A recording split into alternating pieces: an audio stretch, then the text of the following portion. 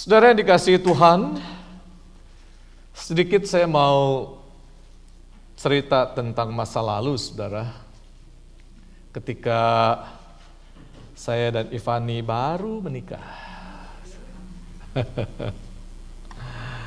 Ya, saudara, namanya juga pendeta jemaat. Tentu saja tidak lama menikah, orang-orang sudah menanyakan, apakah ibu sudah ada tanda-tanda kehamilan belum? Setiap ketemu orang atau saat saya melawat anggota jemaat, selalu mereka menanyakan hal yang sama. Ya, bagi saya itu tanda bahwa mereka peduli. Tapi 1-2 bulan biasa saja, saudara. Saya hanya menjawab, belum dikasih. Tidak dijaga sih. Tapi lewat 5 bulan, mulai agak gelisah. Juga mama mertua cari tahu. Mungkin rahimnya dingin. Karena itu dia membelikan paket jamu Nyonya Menir, saudara. Dan saya juga rajin pijit refleksi kaki untuk menyuburkan. Dan puji Tuhan, setelah bulan ke-6, dia positif hamil. Hasilnya itu yang di belakang.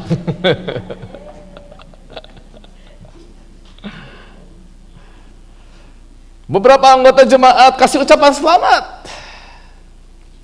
Saudara, bagi saya tentu, dan tentu kita semua dapat merasakan bahwa kehadiran anak dalam keluarga adalah suatu anugerah dan berkat Tuhan yang luar biasa, bukan?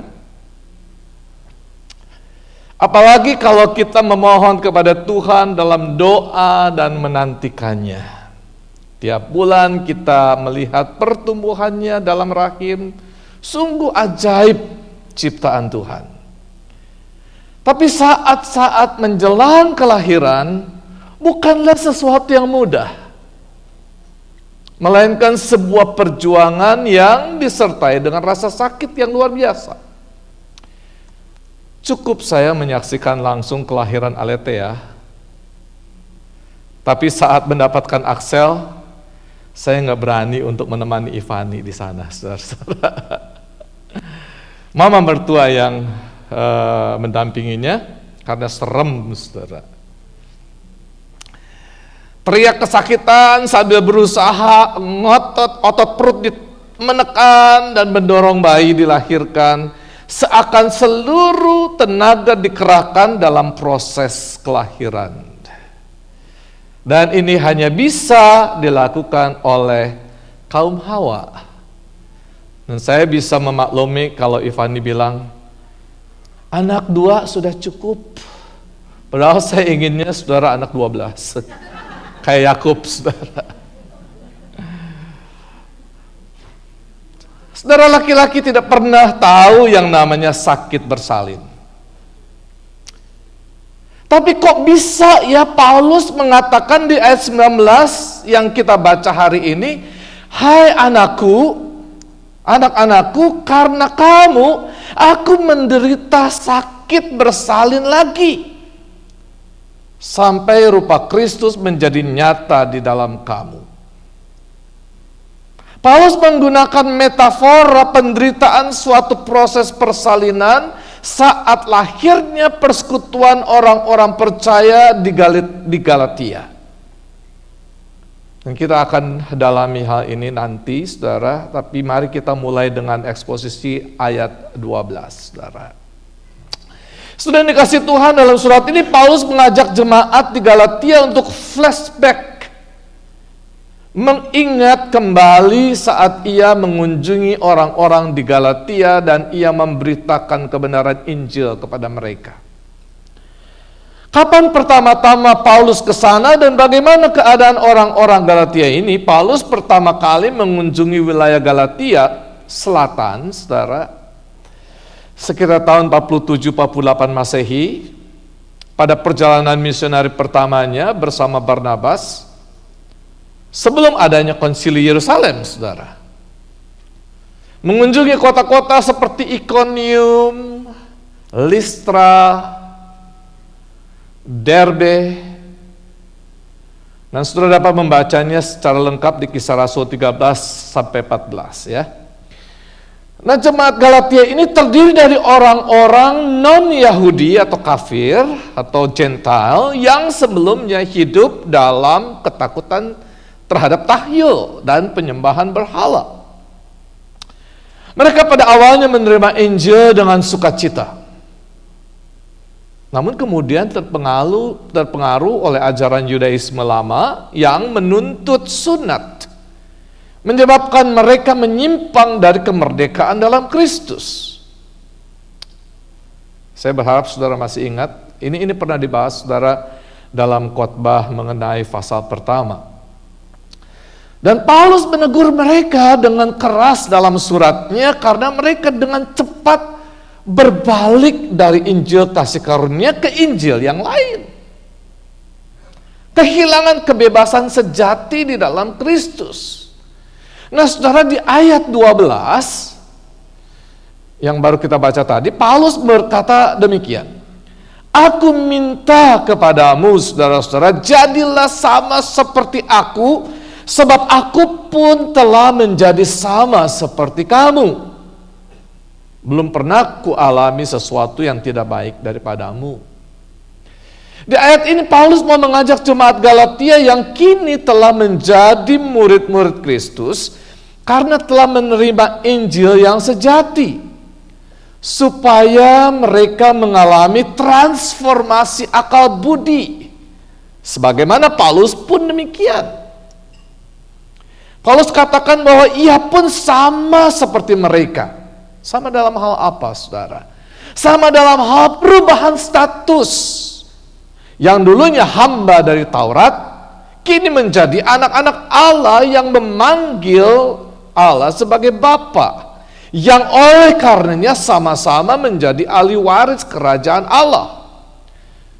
Jadi karena Roh Kristus telah tinggal di hati orang-orang percaya, maka seharusnya tidak lagi takut pada roh-roh dunia, entah tahyul-tahyul maupun ajaran-ajaran nenek moyang, yang dalam hal ini adat istiadat Yahudi yang masih diperhamba oleh urusan menghitung hari-hari, bulan-bulan, masa-masa yang tetap dan tahun-tahun. Padahal sesungguhnya mereka telah mengalami kemerdekaan penuh di dalam Kristus. Nah, saudara, dalam suratnya ini Paulus mengakui bahwa sesungguhnya relasi dia dengan jemaat Galatia yang pernah dilahirkannya itu adalah relasi yang baik, seperti bapa dengan anak-anaknya.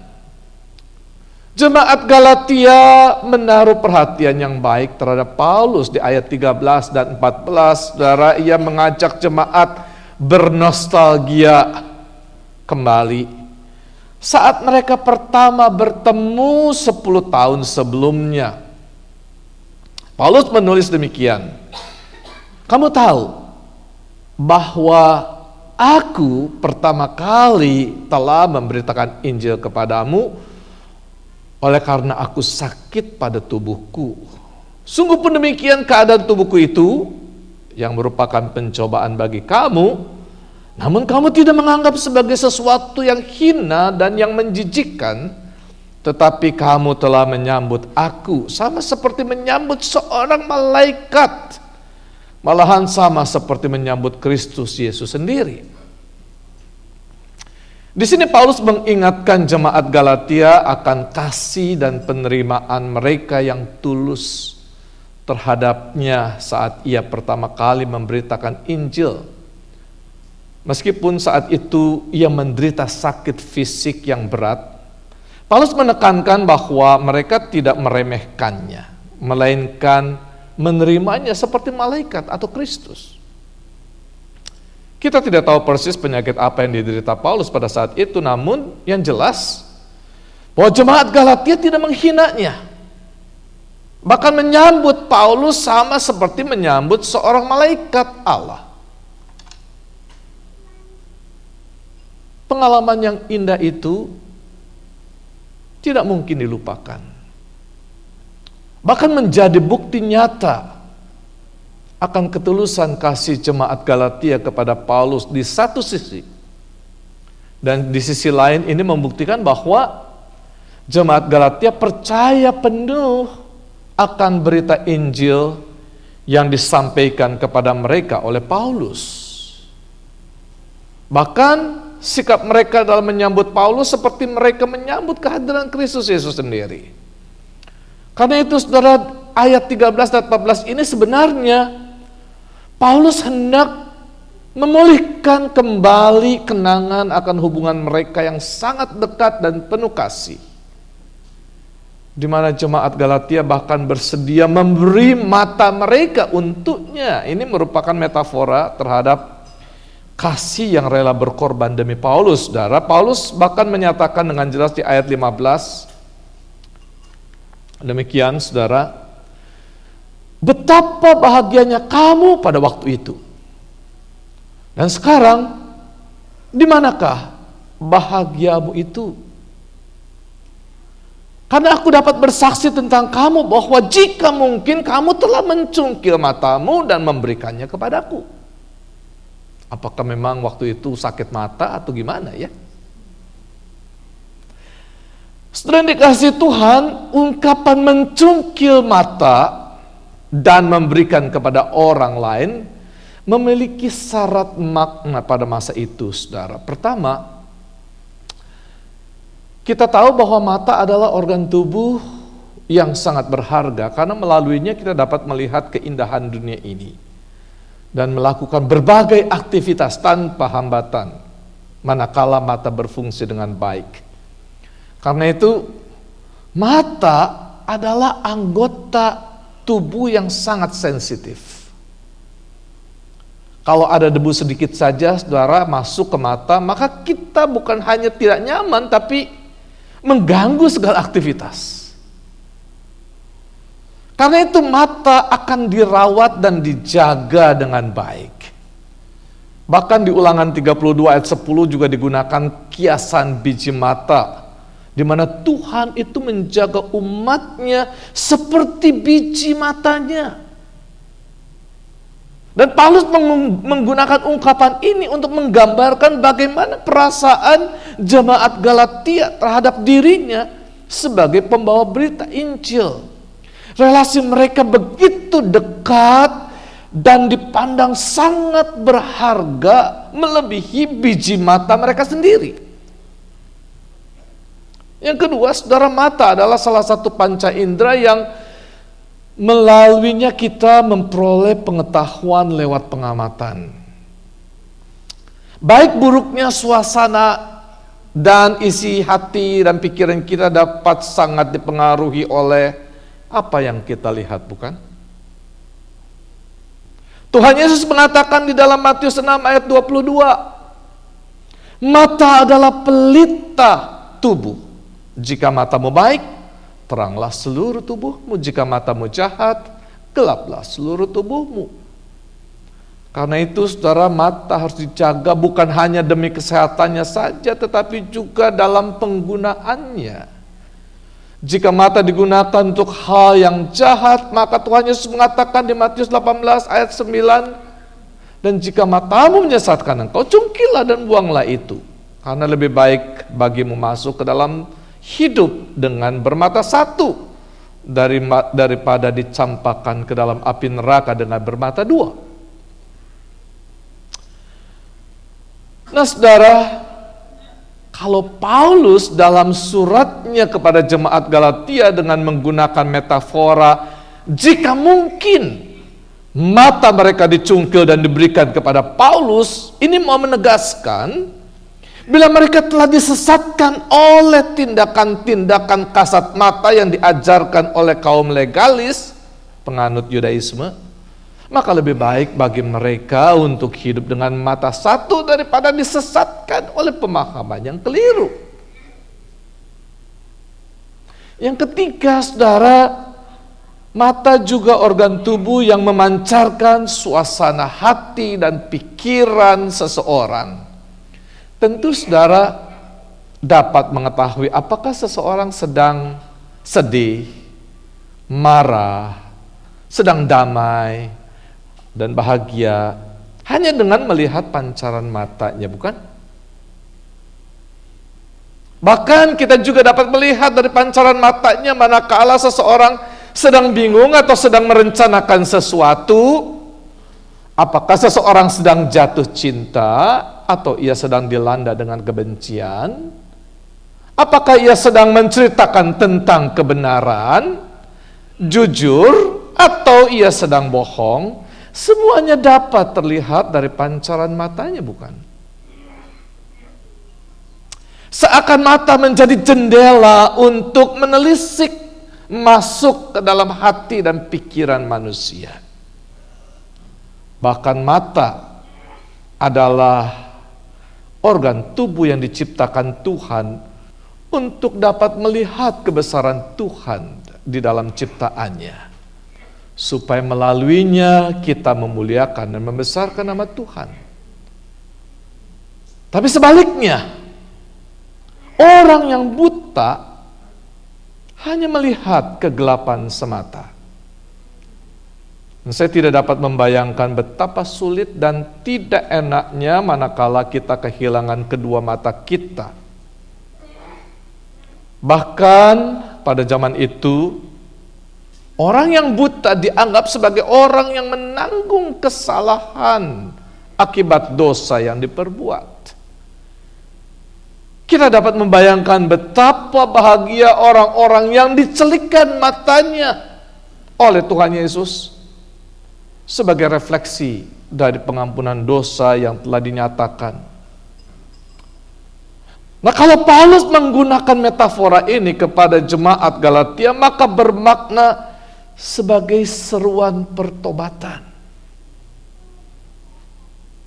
Saudara yang dikasihi Tuhan, menarik karena di ayat selanjutnya justru Paulus seakan mempertanyakan kepada jemaat Galatia, sesungguhnya relasi macam apakah yang mereka miliki dengan Paulus? Apakah relasi antara orang tua dan anak? Ataukah relasi antara guru dan murid? Ataukah mungkin relasi persahabatan antara sesama saudara seiman? Tapi bisa jadi terdapat relasi yang negatif seperti antara dua pihak yang bermusuhan. Dari sisi Paulus jelaslah bahwa ia menganggap jemaat Galatia adalah sesama saudara seiman seperti dinyatakan ayat 12. Bahkan ia juga menganggap mereka sebagai anak-anak rohaninya seperti saat ia menyapa jemaat Galatia di ayat 19. Tapi baiklah saudara, kita kembali apa yang Paulus katakan di ayat 16 sampai 18. Apakah dengan mengatakan kebenaran kepadamu, aku telah menjadi musuhmu? Mereka dengan giat berusaha untuk menarik kamu. Mereka di sini maksudnya adalah legalis, orang Yudaism. Mereka dengan giat berusaha untuk menarik kamu, tetapi tidak dengan tulus hati. Karena mereka mau mengucilkan kamu supaya kamu dengan giat mengikuti mereka. Memang baik kalau orang dengan giat berusaha menarik orang lain dalam perkara-perkara yang baik. Asal pada setiap waktu dan bukan hanya bila aku ada di antaramu. Jelas saudara, sesungguhnya Paulus telah menganggap mereka sebagai saudara seiman, para sahabat yang oleh karenanya ia menyatakan kebenaran kepada mereka. Namun ini menjadi pertanyaan, kalau ternyata mereka telah kehilangan kasih persahabatan yang semula. Seorang sahabat sejati tidak akan membiarkan orang-orang yang dikasihinya terjerumus dalam penyesatan. Sahabat sejati berani menegur dan menyatakan kebenaran, supaya orang-orang yang dikasihinya memperoleh keselamatan yang memerdekakan. Tapi justru Paulus mendapatkan respon yang sebaliknya, sehingga ia bertanya, apakah dengan mengatakan kebenaran kepadamu, aku telah menjadi musuhmu? Melalui suratnya ini, Paulus hendak membuka mata jemaat Galatia, agar mereka bangun dari ketidaksadarannya akan penyesatan yang sedang dilancarkan oleh kaum legalis atau penganut Yudaism. Paulus sedang membongkar taktik busuk mereka yang menggunakan otoritas adat istiadat Yahudi untuk menarik jemaat Galatia keluar dari kasih karunia kemerdekaan yang telah dianugerahkan Kristus Yesus untuk kembali ke dalam perhambaan hukum Taurat. Pemberitaan kaum legalis untuk menarik jemaat Galatia masuk ke dalam kelompoknya tidak didasarkan pada ketulusan hati, melainkan demi kepentingan politis. Mengapa demikian? Karena mereka menarik orang-orang Galatia ini dengan disertai ancaman. Jika mereka tidak disunat sesuai dengan adat istiadat Yahudi, maka mereka akan dikucilkan. Di sini Paulus hendak mencelikkan mata jemaat Galatia agar mengetahui kebusukan motivasi kaum legalis ini. Saudara yang dikasihi Tuhan, ternyata sejak zaman rasul-rasul seringkali isu-isu teologis yang membentuk dogma gereja yang sangat sensitif ini sudah dipakai sebagai alat ampuh untuk menarik orang-orang masuk ke dalam kelompoknya. Ketika gereja berpolitik dan di dalamnya terjadi perebutan kekuasaan, maka seringkali kebenaran ajaran dikorbankan. Dan kita dapat membacanya dalam perjalanan sejarah gereja, bagaimana bobroknya para pemimpin gereja manakala mereka telah haus akan kekuasaan. Dan Paulus sendiri tidak menentang orang-orang yang giat bekerja untuk Tuhan dan berusaha menarik orang masuk dalam keselamatan, seperti yang dikatakan dalam ayat 18, memang baik kalau orang dengan giat berusaha menarik orang lain dalam perkara-perkara yang baik, asal pada setiap waktu dan bukan hanya bila aku ada di antaramu. Jelas di sini Paulus berusaha untuk menempatkan dirinya secara seimbang dan netral. Ia tidak tergoda untuk membangun kelompok eksklusif dan memanfaatkan jemaat Galatia untuk dirinya. Tidak. Di sini bahkan Paulus memuji orang-orang yang giat dan menarik orang-orang lain. Tapi ada syaratnya, yaitu yang pertama, giat untuk mengajak orang melakukan perkara-perkara yang baik. Yang kedua, yang baik di sini juga terkait dengan ajaran dan perbuatan yang dilandasi dengan kebenaran. Yang kedua, giat untuk menarik orang lain ini harus dilakukan secara konsisten dan berkesinambungan. Ini harus dilaksanakan setiap waktu, kapanpun dan dimanapun, untuk menarik orang-orang agar menjadi murid Kristus dan dibaptis. Yang ketiga, kegiatan untuk menarik jiwa-jiwa baru bagi Kristus itu harus menjadi suatu panggilan dan ketaatan pada amanat agung yang telah dinyatakan Kristus kepada setiap orang percaya, sehingga tidak sekedar dilakukan kalau ada Paulus saja, tetapi harus menjadi misi gereja. Nah, saudara yang dikasihi Tuhan, kembali pada pergumulan Paulus mengenai persoalan teologis yang dihadapi jemaat Galatia. Nampaknya hal ini telah menguras energi dan emosi yang luar biasa. Paulus seakan-akan gregetan, saudara, baik terhadap jemaat Galatia sendiri yang sudah mendapatkan pembelajaran yang cukup lama dari Paulus, tapi kok mudah sekali berubah dan mengikuti ajaran Injil palsu, maupun terhadap kaum legalis atau para penganut Yudaisme yang diantaranya juga adalah rekan sepelayanan dalam pemberitaan kabar baik ini, yaitu Kefas, Yakobus, dan Barnabas. Saudara, tentu saudara tahu kan bagaimana rasanya begitu gregetan kalau mengajari seorang anak tentang satu pemahaman yang baik dan benar, tapi ternyata nggak ngerti-ngerti, saudara. Bahkan kembali pada kebiasaan yang lama. Sebagai contoh, berbohong rasanya menjadi hal dasar yang sangat sering dilakukan oleh anak. Namun tak mudah untuk mengatasi masalah seperti ini, saudara.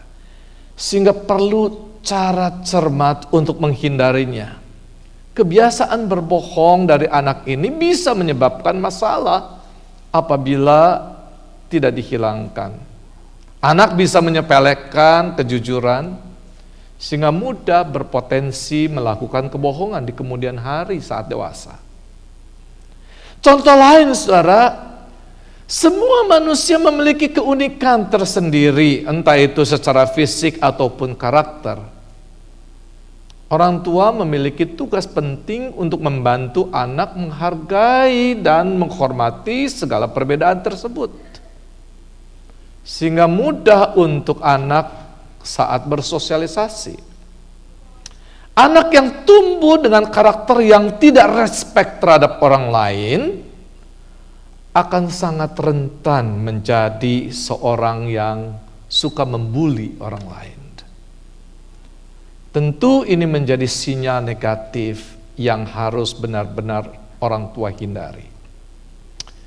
Saudara, ini hanya sekedar contoh saja bahwa sebagai orang tua kadangkala kita gregetan pada perilaku anak-anak yang sudah berulang kali diajari, namun hanya patuh sesaat manakala kita ada di sana, tapi besok dia keburukan yang sama diulangi kembali, bikin energi dan emosi kita terkuras dan melelahkan, bukan?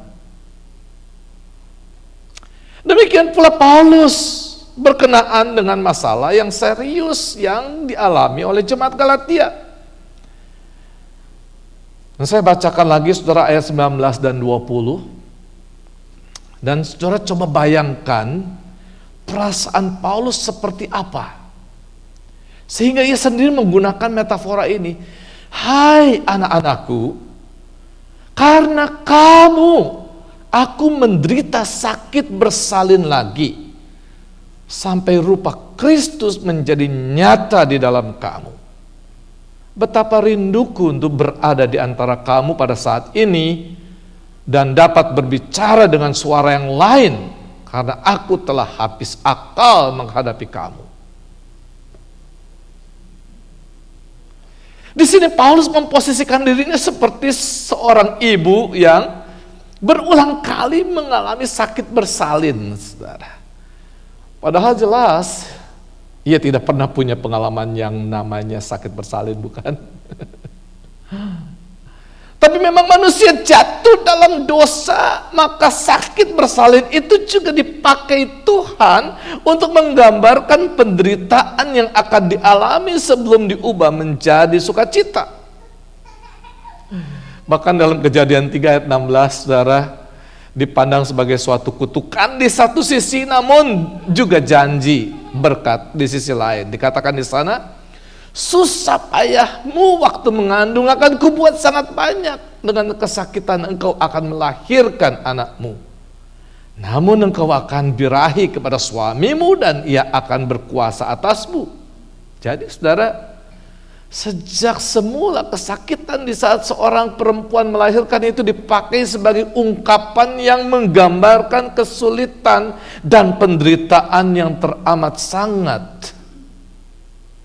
Dan Tuhan sendiri menggunakan ungkapan yang sama untuk menggambarkan betapa sulit dan penuh perjuangan untuk membebaskan dan menyelamatkan Israel sebagai bangsa pilihannya. Yesaya 42 ayat 14 mengatakan, aku membisu dari sejak dahulu kala, aku berdiam diri, aku menahan hatiku, Sekarang aku mau mengerang seperti perempuan yang melahirkan. Aku mau mengah-mengah dan megap-megap. Gambaran yang demikianlah dipakai Paulus dalam Galatia 4 ayat 19. Hai anak-anakku, karena kamu aku menderita sakit bersalin lagi, sampai rupa Kristus menjadi nyata di dalam kamu. Perhatikan di sana ia mengatakan menderita sakit bersalin lagi. With whom I am again in labor. Artinya bahwa sakit bersalin yang seharusnya selesai dan terlupakan saat seorang anak telah dilahirkan, ternyata sakit yang sama itu terulang kembali. Seolah anak yang sudah dilahirkan itu kembali harus masuk dalam kandungan dan proses kelahiran tersebut diulang kembali. Ungkapan ini sudah mirip dengan apa yang Tuhan Yesus ajarkan kepada Nikodemus, bahwa jika seseorang tidak dilahirkan kembali, ia tidak dapat melihat kerajaan Allah. Yohanes 3 ayat 3. Kini kita tahu bahwa pengajaran Yesus mengenai kepada Nikodemus bermakna rohani, sekalipun Nikodemus pada saat itu tidak memahaminya. Karena ia berpikir, bagaimana mungkin seorang yang sudah tua harus kembali ke rahim ibunya. Tapi kemudian Yesus menjelaskan bahwa yang dimaksud adalah dilahirkan kembali dari air dan roh, Yohanes 3 ayat 5. Nah, saudara dikasih Tuhan, setiap orang di dunia yang mewarisi dosa Adam dan Hawa, sekalipun ia lahir di dunia dan hidup, namun semua orang berada di bawah kutuk dosa. Dan upah dosa adalah maut. Dengan kata lain, setiap orang di dunia ini akan mengalami kematian jasmani dan rohani karena dilahirkan di dalam tubuh yang dikuasai dosa. Namun setelah ia lahir dan bertumbuh, maka seseorang perlu berjumpa dengan Tuhan Yesus, percaya, dibaptiskan dan diselamatkan. Dengan cara demikian ia dilahirkan kembali dan ditransformasi menjadi manusia baru. Dijadikan bait kudus, tempat Roh Kudus berdiam dan memprosesnya menjadi ciptaan baru. Di bagian lain, saudara, Paulus menulis kepada jemaat Kolose 3 ayat 9-10, jangan lagi kamu saling mendustai karena kamu telah menanggalkan manusia lama serta kelakuannya dan telah mengenakan manusia baru yang terus-menerus diperbaharui untuk memperoleh pengetahuan yang benar menurut gambar Khaliknya. Is being renewed in knowledge in the image of its creator. Jadi terhadap jemaat Galatia, sebenarnya Paulus ingin menegaskan bahwa proses kelahiran mereka menjadi manusia baru itu ternyata masih harus diulangi kembali. Karena mereka telah dicemari oleh pemberitaan Injil palsu. Paulus masih harus mengajari mereka kembali pada pokok-pokok iman yang benar, sehingga mereka mengalami transformasi akal budi dan dapat memancarkan gaya hidup sebagai murid-murid Kristus yang sejati. Setelah dikasih Tuhan, memang suatu proses pembentukan menjadi manusia baru itu merupakan proses yang lama dan membutuhkan kesabaran serta kerelaan untuk berkorban. Seperti seorang ibu yang berjuang melahirkan anaknya dengan mempertaruhkan nyawanya demi lahirnya suatu kehidupan yang baru. Demikianlah Paulus merasakan bahwa transformasi akal budi yang sedang dikerjakannya di tengah jemaat Galatia ini ternyata masih terus berproses. Bahkan di ayat 20, Paulus rindu untuk bisa bertemu langsung dengan mereka dan mengajarkannya kembali seperti pada saat ia menginjili mereka dan membangun jemaat di kota-kota Galatia tersebut. Namun Paulus menegaskan bahwa kalaupun ia datang ke sana, pasti sudah dengan suara yang lain. Dengan terus terang Paulus mengatakan bahwa ia telah kehabisan akal menghadapi jemaat Galatia ini. Dengan kata lain, Paulus tidak lagi akan memperlakukan jemaat Galatia seperti seorang bayi yang baru lahir, yang membutuhkan proses pembelajaran yang masih sangat dini dan diberi susu. Namun jemaat Galatia yang sudah tergolong lebih lama dan seharusnya sudah cukup dewasa secara rohani, namun ternyata harus kembali. Saudara yang dikasihi Tuhan, sebagai kesimpulan terhadap perenungan di khotbah hari ini, kita belajar beberapa hal, saudara. Pertama, sebagai orang percaya kita harus memelihara pembaharuan akal budi yang telah kita terima melalui pemberitaan Injil. Jangan lagi diperbudak oleh mindset lama, adat istiadat nenek moyang. Yang kedua, saudara, relasi kita harus nantiasa dipelihara, jangan sampai pudar. Karena kasih itulah yang akan membangun suatu persekutuan yang erat dan hidup saling percaya, sekalipun di tengah zaman yang sedang berubah ini, saudara. Kita ingat kalau di dalam keadaan manusia pada akhir zaman, kita di dalam Women Fellowship membahas tentang keadaan manusia pada akhir zaman. Salah satu mereka kehilangan kasih, saudara. Yang ketiga, saudara, sebagai orang-orang percaya yang telah menerima keselamatan di dalam Yesus Kristus, hendaklah kita tetap giat untuk menarik orang ke dalam persekutuan kita, karena dengan cara itulah kita memuliakan Tuhan dan gereja dapat terus bertumbuh. Dan yang keempat, saudara, hargailah dan hormatilah mereka yang telah bekerja keras dalam pembangunan imanmu di dalam Kristus, dengan cara terus tekun belajar dan giat bekerja, agar kita semakin dewasa dan tidak mudah diombang-ambingkan oleh rupa-rupa angin pengajaran roh-roh dunia ini dengan segala rupa penyesatannya, saudara. Saudara yang dikasihi Tuhan, sebagai aplikasi terhadap perenungan hari ini, saya kira ada beberapa hal yang dapat kita lakukan, baik secara individu, di dalam kehidupan keluarga maupun jemaat sebagai gereja, saudara. Pertama, saudara tentu menyadari bahwa tema kita di tahun ini adalah Make Disciples. Ini adalah kunci bagi pertumbuhan rohani kita masing-masing maupun jemaat. Karena itu mari kita membangun dan memelihara relasi sesama saudara seiman dengan baik. Jangan kehilangan kasih saudara yang semula.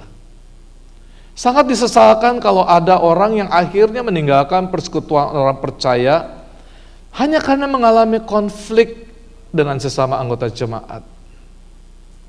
Saudara, mari kita saling mengampuni manakala ada saudara yang bersalah kepada kita, dan rendah hatilah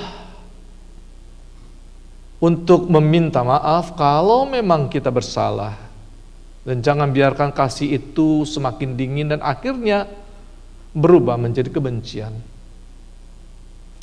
Yang kedua, saudara, di tengah zaman yang sedang berubah dengan sangat cepat ini, terutama dalam 2 dekade terakhir, maka kita perlu semakin memperlengkapi diri dan kritis agar tidak mudah terbawa arus perubahan zaman yang bisa menyeret kita pada kehilangan iman yang sejati.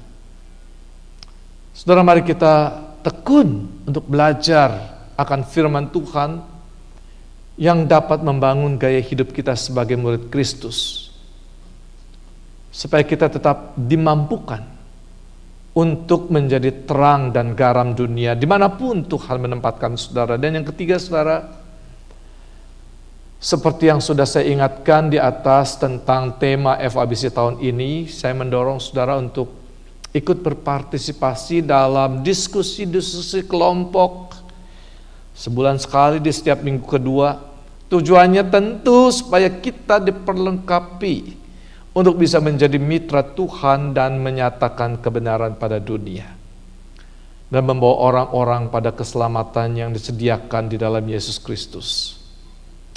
Kiranya Tuhan menolong dan memberkati kita bersama, saudara. Mari kita berdoa. Dear Heavenly Father, we thank you so much for your promise and its fulfillment in Jesus Christ. Teach us, Lord, to rely on you alone and offer our lives as true worshipper before you, Lord. In Jesus' name we pray. Amen.